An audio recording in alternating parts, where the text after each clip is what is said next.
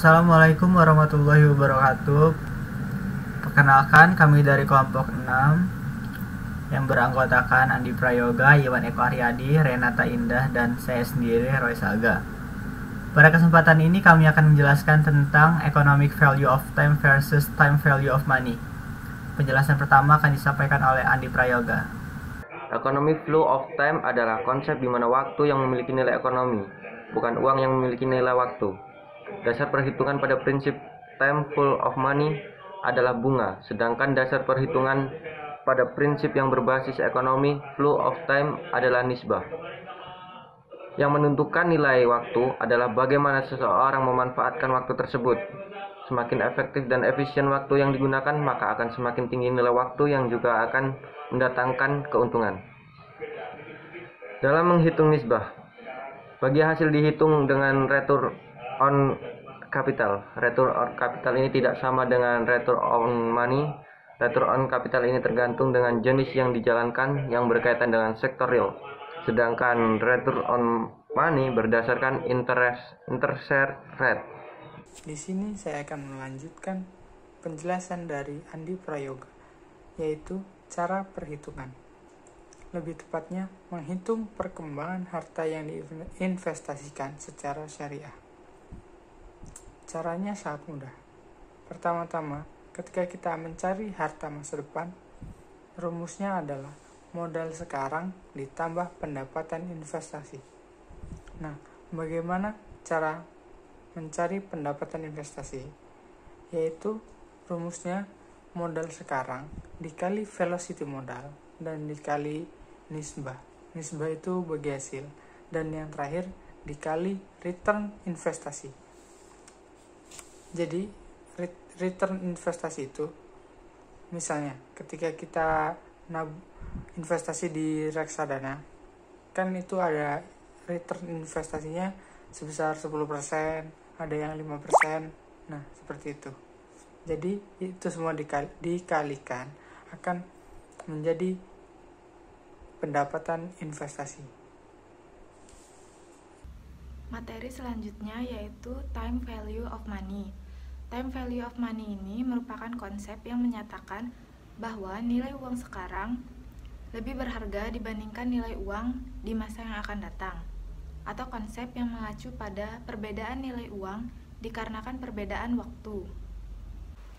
Menurut William R. Lesser, time value of money didasarkan pada gagasan bahwa sejumlah uang di tangan seseorang saat ini bernilai lebih dari jumlah yang sama dijanjikan pada beberapa waktu di masa depan. Konsep utama dari time value of money adalah bahwa nilai uang permintaan pembayaran di masa depan dapat dikonversikan ke dalam nilai yang setara pada hari ini dan juga menentukan nilai uang yang akan tumbuh di masa depan. Dapat dihitung nilai kelima jika diberi 4 dari suku bunga, jumlah periode, pembayaran, present value, dan juga future value. Oke, selanjutnya saya akan melanjutkan penjelasan tentang time value of money mengenai cara perhitungannya. Seperti yang sudah kalian lihat di sini, saya mempunyai contoh soal dari time value of money. Contohnya di sini adalah proses pendiskontoan dilakukan 1 tahun 2 kali dengan tingkat diskontonya 10% per tahun. Berapa nilai sekarang aliran kas sebesar Rp1.100 yang akan diterima 1 tahun mendatang? Berapa nilai sekarang aliran kas sebesar Rp1.610,5 yang akan diterima 5 tahun mendatang? Oke, nah jadi kita memiliki rumus di sini. PF0 sama dengan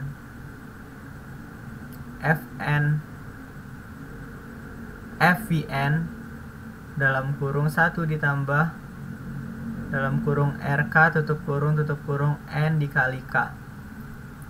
Nah, PF0 ini adalah nilai sekarang,